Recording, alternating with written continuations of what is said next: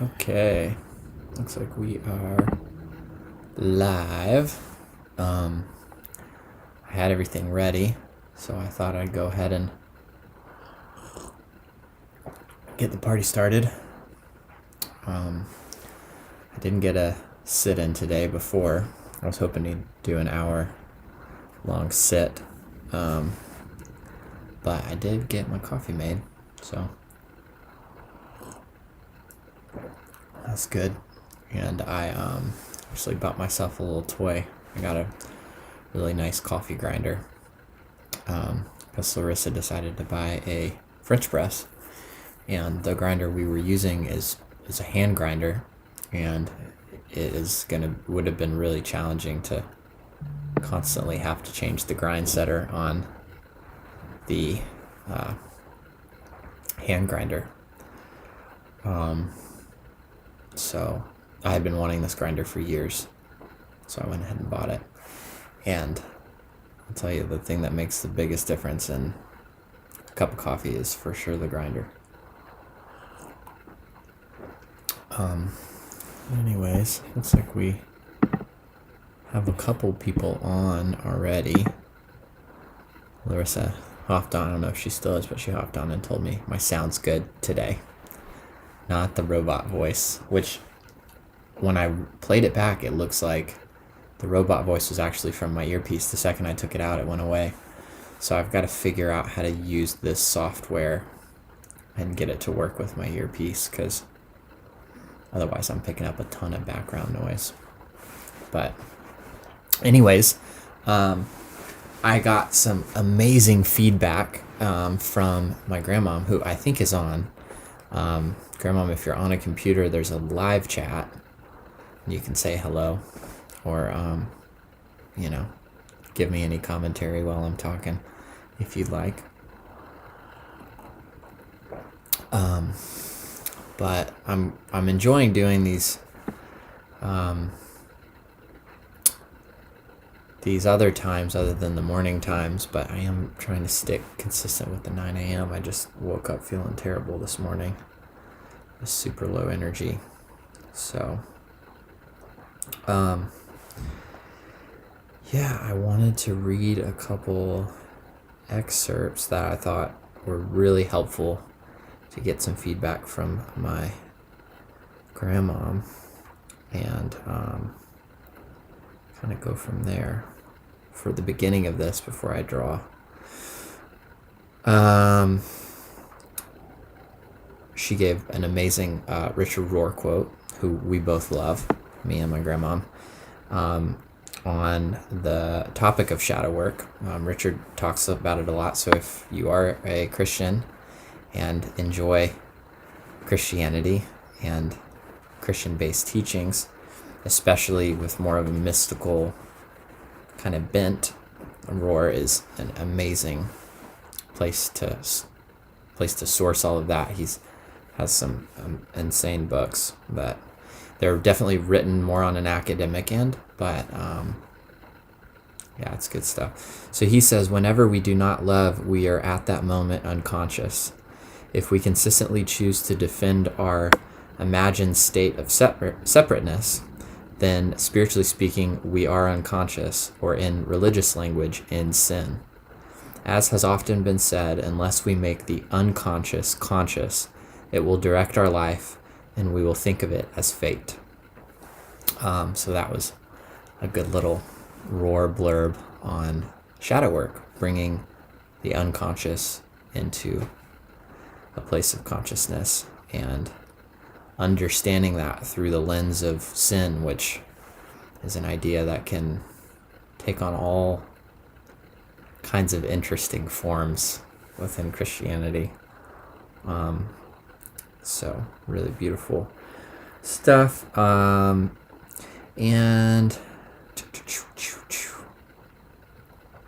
said, I guess my only suggestion for further thought would be a reflection on the product of your meditation skills. Your description of the experience of unburdening your mind was excellent. She said,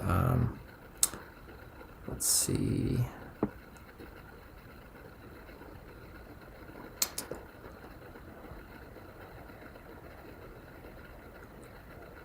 I'll start here. If we leave a sit and head toward our own observations, we are often regaining the control we have been trying to release. What about leaving that space open for God or whomever you reference to get a word in edgewise? I love that. What about allowing yourself to sink into that presence that is created by the unburdened mind in order to hear from your source of divine guidance? And then she goes and shares about some of her own experiences, which are really beautiful, through getting to these spaces.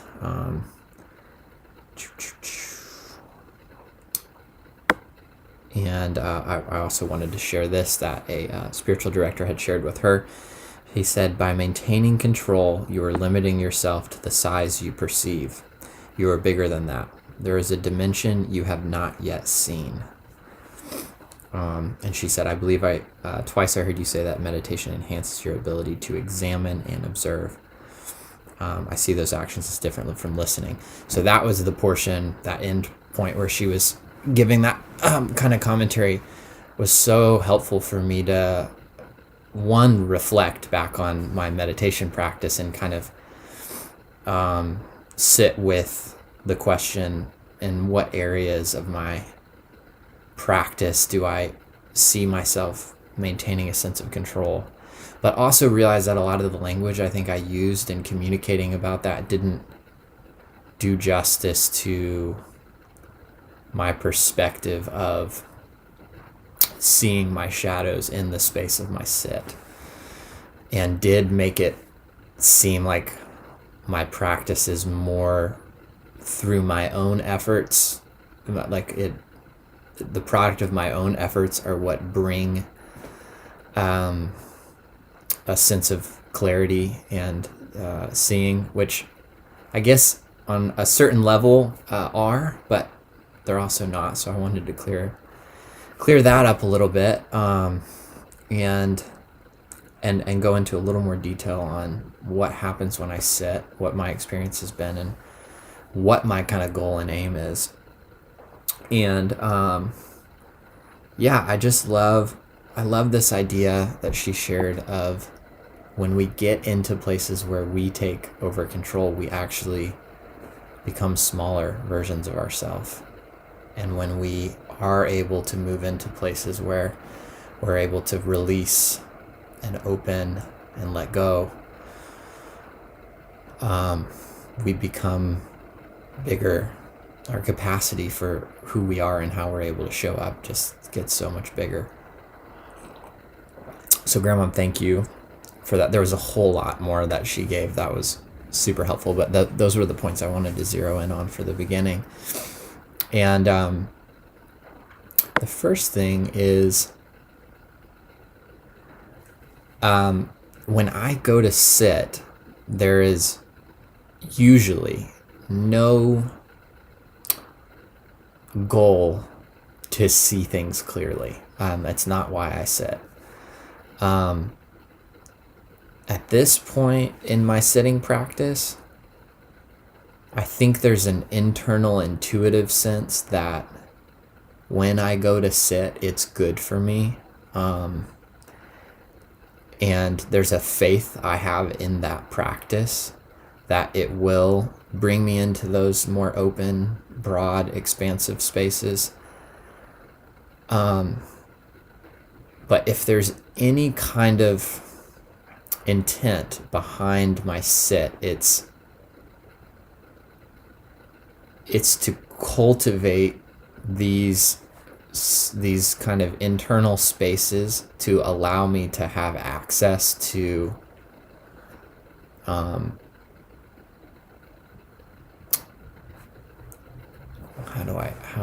this is really hard for me to communicate. Here's what I'll say. My obsession with all of this started thanks, Grandma. Grandma said perfect clarification. My obsession with sitting and silence and solitude and what I would still call prayer, some of it I would call more meditation and mindfulness than prayer. For me, there's a lot of overlap, but there are movements in spaces that I would very clearly call meditation, and then there would be movements in spaces that I would very clearly call contemplative prayer or abiding or really moving into some kind of unitive space with the divine. But there's tons of overlap in those practices as well. Probably a lot more overlap than there is. But that's where it started. It started with an obsession with prayer because I had just been doing in the world of Christianity and had a lot of really beautiful spiritual experiences, but I didn't feel at the depths of who I was this connectedness with the divine. And after years of Christian ministry, I was kind of overwhelmingly frustrated that I didn't feel connected to God, even though I was doing the work and I was very effective and I was able to see God moving through me very clearly, and really amazing things come from that, both supernatural and very natural, and really amazing. And I look back a lot of times, if I need to get into kind of a clearer space, I'll recollect all of those things that have happened and those things that I've done that have produced really wonderful things, and I'll almost experience some kind of gratitude to kind of recenter, because they were really beautiful things that happened, but they didn't fulfill this inner longing for union and connectedness with this God that I was spending time serving, and then serving other people through this loving presence. And I kind of hit a wall in what I would say was my effectiveness. I started seeing a lot of inconsistencies, and I started hitting a wall. And so I just felt like prayer was the place to really over focus on. I'm someone who's really good. If I pick one thing, I can just like go really full on and obsess about it. And my life has worked better when I kind of do that, and as healthy as I can. But so I was just like, prayer's kind of the one thing, and I became really obsessed with it. And the more I would spend time practicing it and understanding it, studying it, but also, really getting into these spaces, the more connected I felt. And I had one specific spiritual experience that I would actually call a baptism of the Holy Spirit, which was kind of the language that was used in the charismatic circles I grew up in. But it was really different. It was qualitatively very different, where in the past I had experienced this overwhelming presence that was very kind of electric, and I would feel all sorts of things, and I'd sometimes have these really beautiful mystical visions. But this was different. This was like this deep peace, and this deep sense of okayness at kind of the core of my being. And I felt a sense of like deep ease, where I began to really quickly see right away that like most of the work I was doing was to kind of get to this place, even though I didn't realize it. And then all of a sudden I was there. I didn't really have thoughts and ideas and language for what that experience was. It was way beyond that, but it was the best way I know how to describe it. Is it was just more peace, like exponentially more peace than I had ever experienced in my life, and just this deep sense that like everything was going to be okay, and a deep sense of satisfaction. And one thing that did happen is I knew that a lot of the things that I had quote unquote believed and held on to as like certainties, like I either knew weren't true, I just knew they weren't. I couldn't tell you how I knew it, I just knew. And then I also wasn't I just knew that I was kind of full of shit. And a lot of areas that I thought I had it figured out, I just didn't. And so I kind of, at that point, I had an intellectual knowing that like it was probably better for me to just be honest about the things that I didn't know, but I really thought I knew certain things. And then all of a sudden, when I had this experience, I was like, oh, I don't. There's so much that I don't know, and that I may have a little bit of a, handle on, but I mostly just have no clue. So that was that experience. And the practice of prayer, especially in this place of silence and solitude, and what I now know is called more contemplative prayer, kept me in that space. It was kind of like this home base for me to move into that space. And so I share all that to kind of say that still when I sit, it's to go into those spaces within myself and learn to remain in those spaces, so that I can live from them. And now I have a lot more language for it, and I have a lot more understanding of what that is. But even from a Buddhist perspective, like I have a lot more tools to navigate those internal spaces.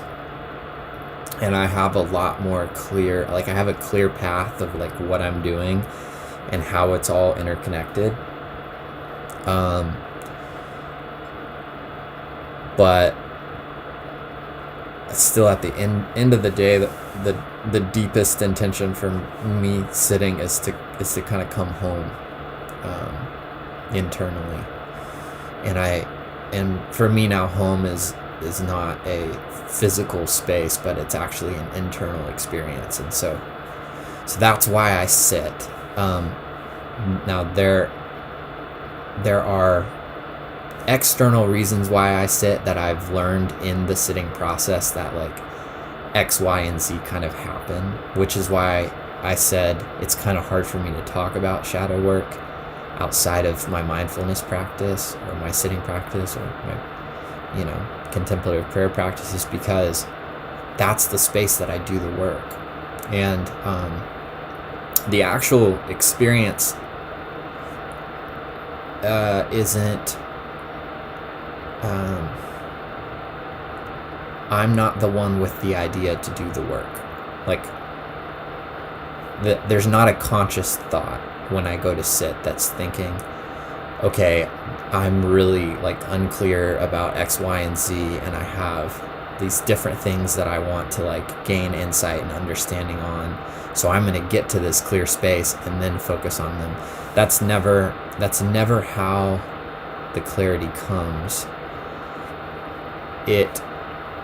If there's any intention, what happens is I'm sitting, I'm doing these practices to enter into these internal spaces and kind of let go into them, or at least position myself and my mind and my consciousness in a way that can sink into those spaces. But stuff just arises, and if there's any kind of like effort made, the effort is something comes up and then I just do my best to be with it without analyzing it or letting it kind of like overtake my consciousness. So an example of this would be pain. So I'm sitting sometimes I sit for long periods of time. Usually if there's pain that comes up in my body, it's around 20 to 30 minutes. And sometimes it's very painful. And part of the practice that I was, the Buddhist meditation practice was to just, if it's grabbing you and pulling your attention, to just face it and turn to it. And so in the process of doing that, I literally locate where the pain is in my body, and I try to get as close as I can to, attentive wise, to the pain, and focus on it and just strictly observe what's happening and what it feels like, if it's pulsating. I'm not really actively thinking about it or like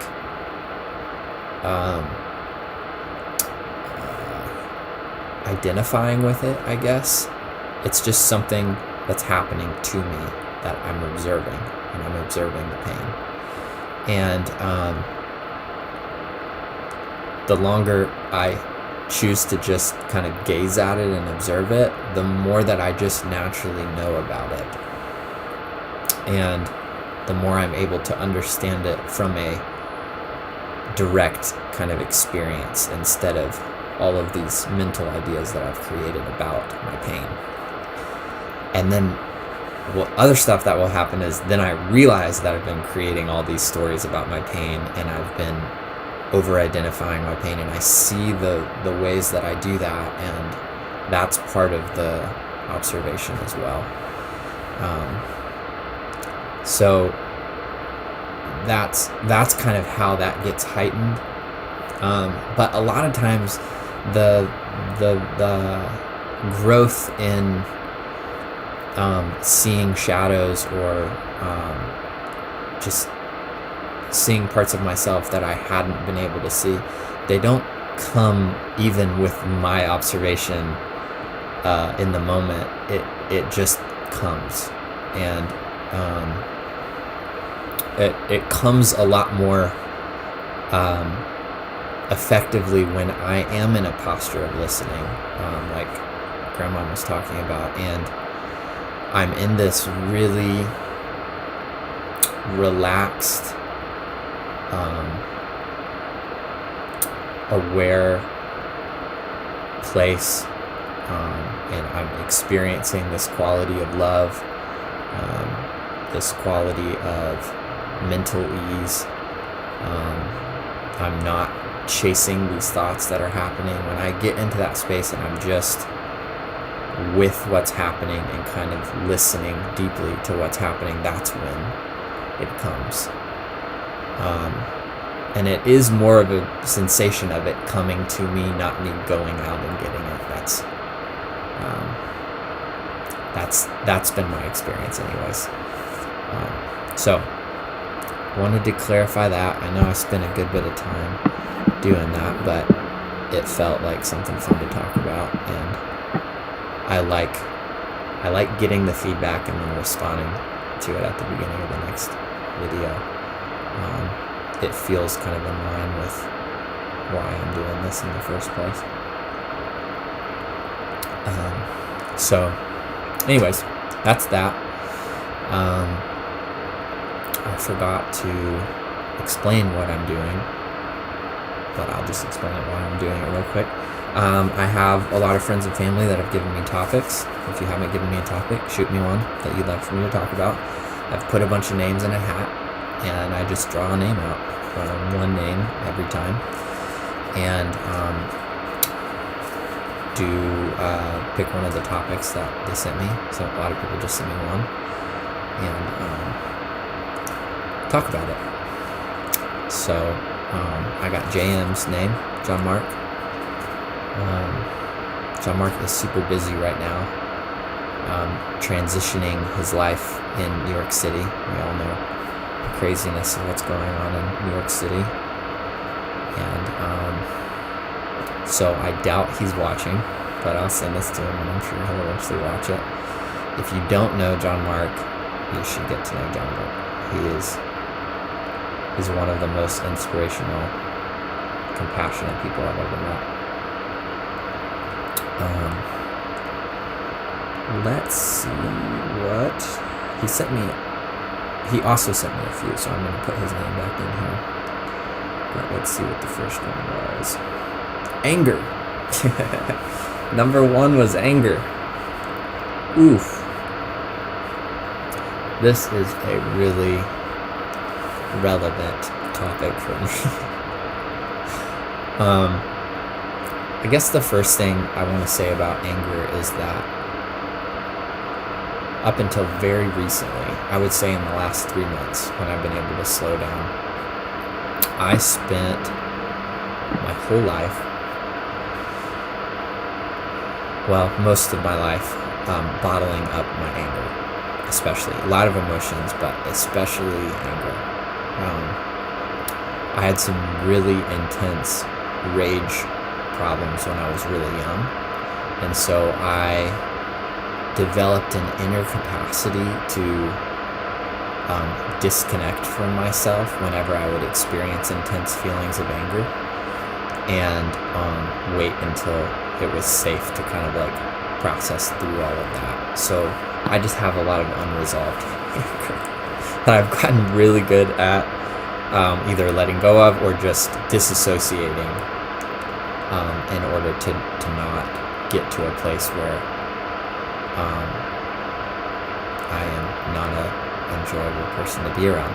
But over the last 3 months, I have realized that in order for me to move forward in my creative journey, and in my relationships, into the spaces I want to, I have to feel all of those feelings and let myself go into those spaces even though they're scary, and I'm not great at navigating them. And anger is a huge one for me, and I feel emotionally and mentally healthy enough right now to do it, and like I have the space because I'm slowed down to move into those emotions and let them come up and kind of explore them and notice my triggers that trigger those feelings of anger, and then an amazing partner that is able to hold the space for me to not always respond great when that stuff comes up, and figure out how I'm going to navigate when anger comes up or when I experience that emotion. But I heard a really brilliant psychologist, actually no, it was, I told this story in a YouTube video earlier, I can't remember which one, but about going into these, it was the memories one, that I went into these 2 memories when I was in my mom's womb, and then a memory before I was born.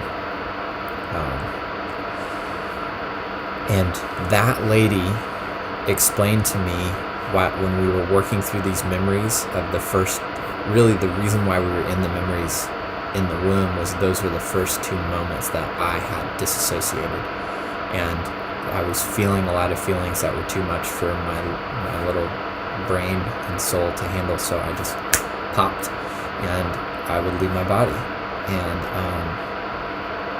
so that's when that kind of inner ingenuity started happening. I think it's actually the way that we process trauma like that is really brilliant. It's not brilliant when we don't learn later on in life how to kind of move through all that, but how the human brain does that is fascinating. But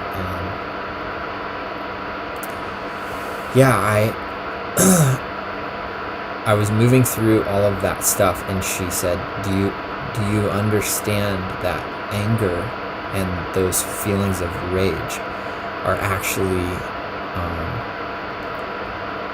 they're manifestations of a deeper feeling of hopelessness? And I had no one had ever told me that. I didn't know it, and that one conversation was a huge paradigm shift for me to start to relate to anger when it did come up in a more healthy way, where I could then say, okay, what am I feeling hopeless about? Where are these feelings of hopelessness coming from? And kind of sit and listen in the same way that I do with my sitting practice, but try to listen to my internal world, my heart, on why I was feeling hopeless. And so that's one of the things I'll say about anger is I think it's just our internal natural spot to this feeling of there's no hope. So in the inverse, if we can sit and find ways to introduce hope into those spaces, we kind of deal with the roots of anger at its source, instead of just trying to manage the anger, which a lot of kind of therapy work, I think, and rightly so, is just how do we manage this experience.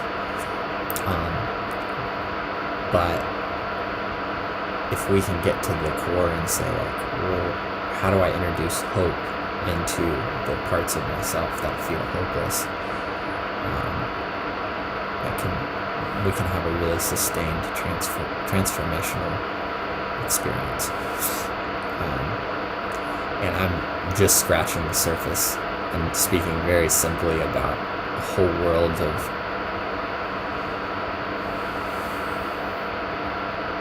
stuff that I could talk about for a while and really kind of deserves a longer explanation, but I'm not going to go there just to try to stay on task and for time reasons.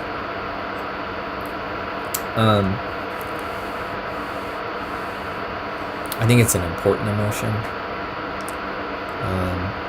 When we get to a space where we can allow it to come up and out and not react to it, which is really hard. It's next to impossible for me right now. But I do believe we can take those emotions and point that energy into really constructive places. So I'm going to share one story that I think about a lot when I think about anger. We're at 32 minutes, so I will see if anybody wants to say anything that's on. Looks like there's 2 people on. And then we'll anchor the little boat. The father of the lineage that I'm a part of, his name is Ajahn Chah. He died in, I believe, 1990. And he has become a hero of mine. And there are lots of stories about him. Lots. And one of my favorite is this interaction he had with a palm reader where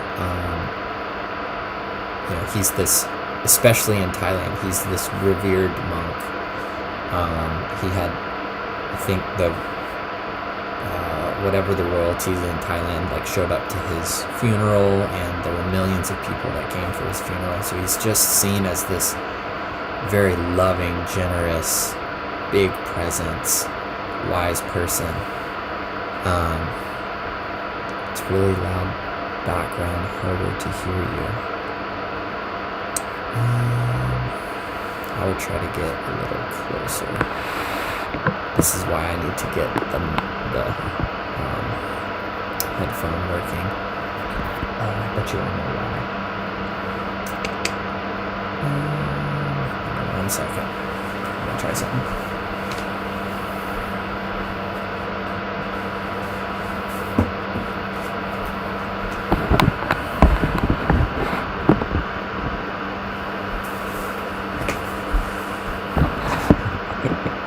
Okay, I tried to put something under the laptop so it can breathe, because I think the fan in the laptop is actually creating the background noise, and I apologize.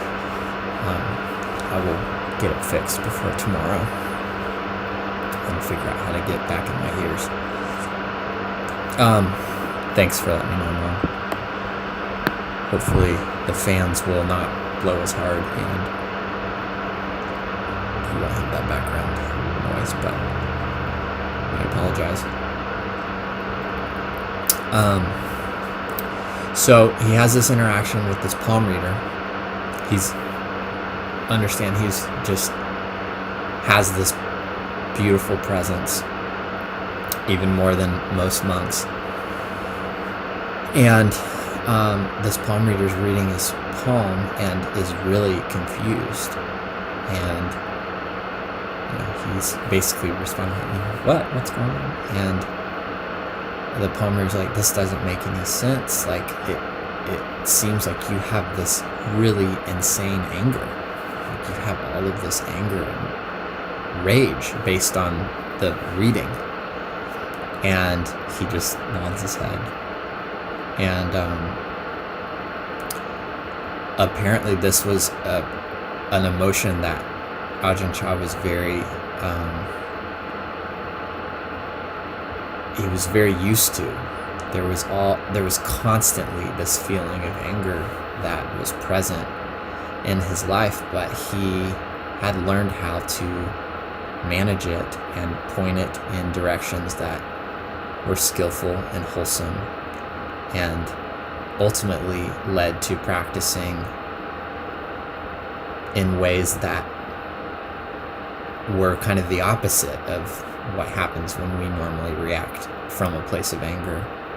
And he really used it, and he talks about it a good bit. And it was something that he was really honest and open about. Especially the two things he talked about a lot were anger and I believe lust. There were two main emotions that were really powerful for him that were the source of a lot of practice, but anger was a huge one.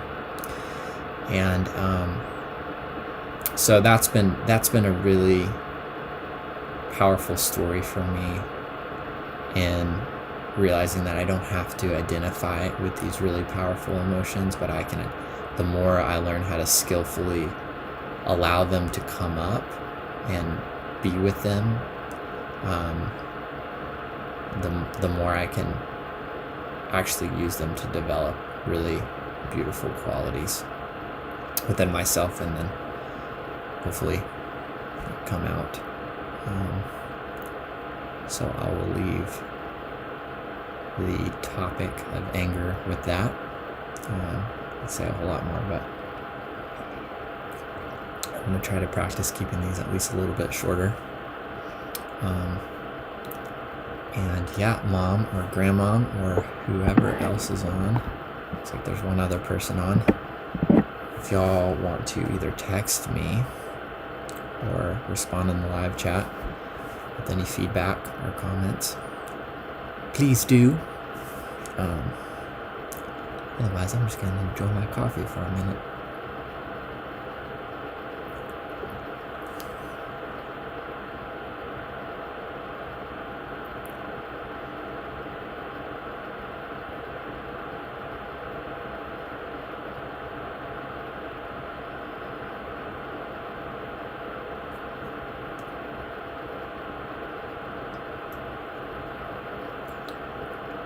I had to move back in here into the original place where I was doing this for technical reasons, but I brought my peace lily with me. This is like inversed. Yeah, brought the peace lily with me. Also brought it in here with the stool, so I could at least have some plants. I may stay in here for a little bit. Try to find another solution, but the light's just really good in Larissa's room. We may experiment with a backdrop.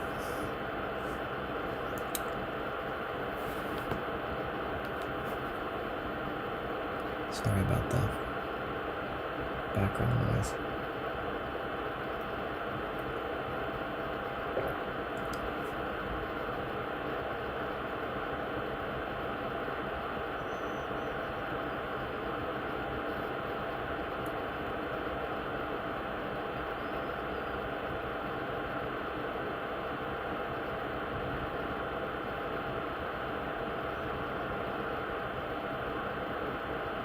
All right. Well, we will leave it there. Oh, here we go. few readings on when holy anger is appropriate for moving into action against injustice is also helpful. Yeah, absolutely. Yep. I was being really general about pointing emotions that we would normally Mom said now driving, so can't text. But you texted to say that. Anyways, I love me some Debs. I have such an amazing mom. I think every single emotion that we have can be used in wholesome and unwholesome ways, and anger is 100% one of them. And one of the ways we can wholesomely use that is towards injustice, which is what Grandma was talking about, action against injustice.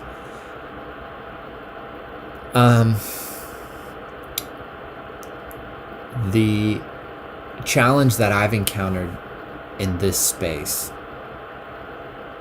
is that if we're not careful, we can allow the anger to move us into an us and them scenario when we go move into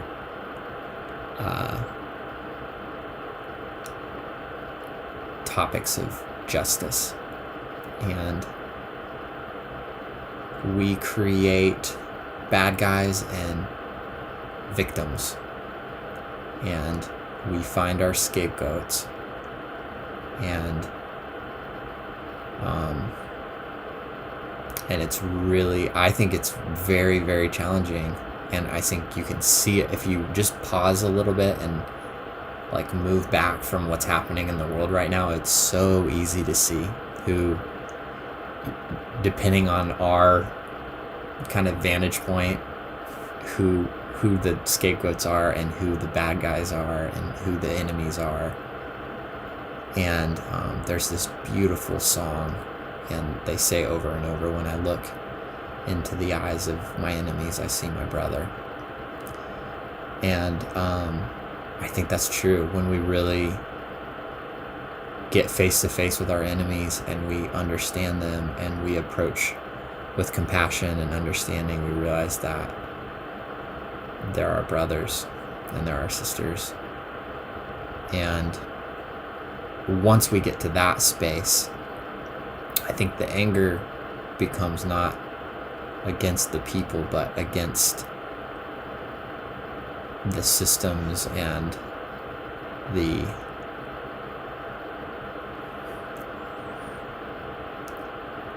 elements of life. The Christian term would be the dark forces, or the demonic forces, or the enemy, or whatever, what have you. But I think it's really important to understand that all of that stuff exists in our minds. That's the battlefield. And if we can identify those things and get angry at those things and not at the people in front of us, we can use that anger in really helpful ways.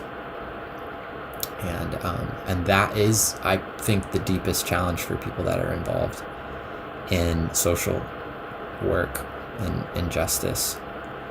And Grandma said, I love the chapter by Parker Palmer in one of his books entitled What is an Angry Quaker? That's such a good topic. Quite the tension between the Quaker focus on peace and the expectation of moral responsibility. Yeah. The Quakers knew silence and solitude. They knew a real peace from that space. And so I'm sure listening to how they processed anger was really enlightening. And I love Parker Palmer. I love the stuff I've read by him. Yeah, that's been my experience, is that if we can not let our anger move towards blame as far as a person or people, and we can kind of sit back and say, what is actually the source of this, and what does compassion look like, and how can we tackle this in a way that is constructive? I mean, from a Christian standpoint, I don't know that there's fewer, better places than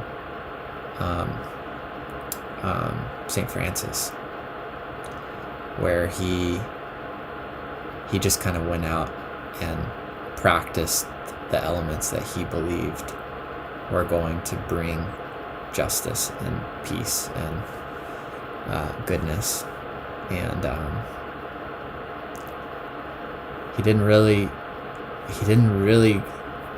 critique culture with his mouth. He just lived a better way and let that be a critique, and lived a more just way and loved bigger,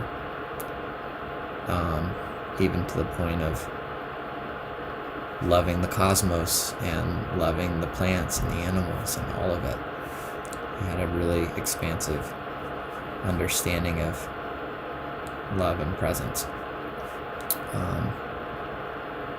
And that was his form of justice, amongst others. So, yeah, it's challenging though. I think anger's maybe, at least right now, and like there's just so much animosity, and there's a lot of very wealthy, powerful people that would like us to stay at odds with each other and would like to create dissonance in America and in the world so that they can manipulate and control things.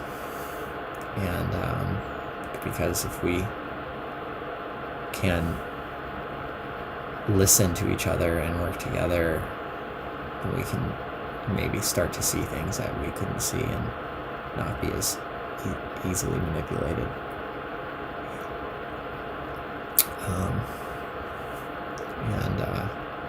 So anyways, yeah, that feels good. This is a really personal one for me right now, because I'm finding it really challenging to not let my feelings of anger dilute my love towards Larissa specifically. And so that's where my work is right now, mostly. And so that's, to make it really practical and personal, that's where it's at. And so anyways, love you all. Hope y'all have a beautiful night. It's Thursday. Hope Friday morning's wonderful. I'm going to try to be on in the morning. Hopefully I don't. It was really strange. I felt awful this morning. So hopefully I'll have more energy and feel better tomorrow morning. But y'all have a beautiful evening. Thanks for tuning in or watching. And please send me feedback. All feedback is helpful.